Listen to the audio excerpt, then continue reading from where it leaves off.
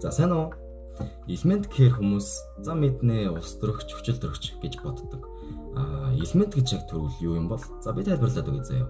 Элемент гэдэг нь үндсэндээ юмсын хамгийн жижиг хэсэг. Дахиад цаашаа хуваагдахгүй гэсэн үг, атомтай адилхан.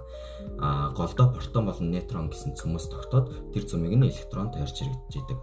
За шинэ электрон, шинэ протон нэмэгдэх тусам өөр элемент үүсч идэг. Хасагдах тусам ч гэсэндээ өөр элемент болно гэсэн үг.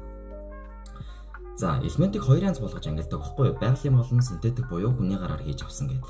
Байгалийн гэдэг нь оддын сүм дотор маш өндөр даралт температурын нөхцөлд үүсч идэг ба одоо элементүүд дээр шинэ электрон, шинэ протон ингээд нэмэгдээд дарагдаад авах тусам хоорондоо нийлээд өөр элемент үүсгэж идэг.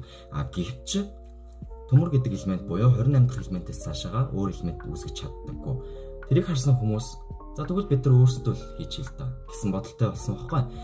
Тэгээд хийсэн элемент нь бид нар одоогоор 118 элементийг лабораторийн нөхцөлд маш өндөр температур болон даралтын нөхцөлөөр гаргаж авсан.